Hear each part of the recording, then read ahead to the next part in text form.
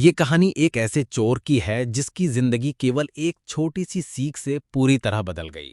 वो चोर अपने जीवन में चोरी करना ही अपनी कमाई का साधन मानता था। एक दिन उसकी भेंट एक संत महात्मा से हुई। महात्मा जी ने उससे पूछा, बेटा तुम क्या करते हो? चोर ने साफ साफ कहा, मैं चोरी करता हूं। महात्मा मुस्कुराए और बोले, तुम्हें एक सलाह देना चाहता हूं, भगवान का नाम लिया करो। चोर ने कहा, भगवान का नाम ले सकता हूं लेकिन मंदिर जाना पूजा करना मेरे बस की बात नहीं। महात्मा जी बोले, कोई बात नहीं, एक बात और मान लो, आज से किसी भी पराई स्त्री को देखो तो उसे माता या बहन मानो। चोर को ये बात भा गई। उसने वादा किया, गुरुजी ये मैं जरूर करूंगा। अब कहानी में मोड़ आता है। जिस राज्य में वो चोर रहता था वहां का राजा निसंतान था। उसने इस कारण अपनी रानी को 12 साल पहले महल से अलग कर एक दूर मकान में भेज दिया था। रानी अकेलेपन में जीवन बिता रही थी और उस मकान के बाहर सशस्त्र सैनिकों की निगरानी थी। एक रात वो चोर चोरी की नीयत से उसी मकान में घुस गया। उसे ये नहीं मालूम था कि वहां कोई रानी रहती है। जैसे ही वो भीतर गया, सैनिकों ने उसे देखा और राजा को सूचित कर दिया।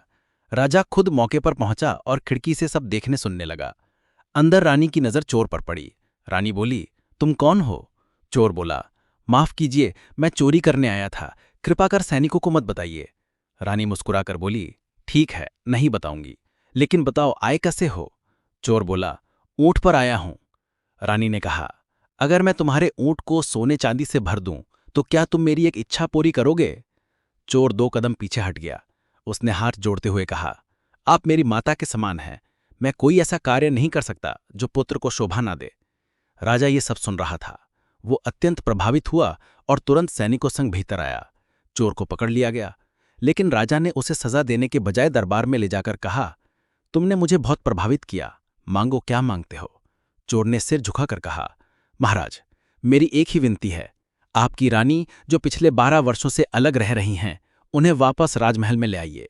वो अब मेरी माता हैं, उन्हें उनका सम्मान मिलना चाहिए। राजा को ये बात सीधे हृदय को छू गई। वो रानी के पास गया और हाथ जोड़कर बोला, आपका स्वागत है, चलिए राजमहल में। रानी ने कहा, एक शर्त है, लिखित में दीजिए कि जो मैं चाहूं वही होगा। राजा ने बिना सोचे समझे स्वीकृति दे दी। रानी ने लिखा पढ़कर कहा, मैं चाहती हूं कि जिस युवक ने मुझे माता माना वो हमारा दत्तक पुत्र बने और उसे राज्य का उत्तराधिकारी घोषित किया जाए। राजा ने सहर्ष स्वीकार कर लिया। उस चोर को अब एक नया जीवन मिला, वो युवराज बन गया। इस कहानी से यही शिक्षा मिलती है कि विचारों की शुद्धता जीवन को बदल सकती है। यदि नीयत साफ हो तो परिस्थितियां भी बदल जाती हैं। महात्मा जी की एक सीख, पराई स्त्री को माता या बहन मानो, ने एक चोर को युवराज बना दिया।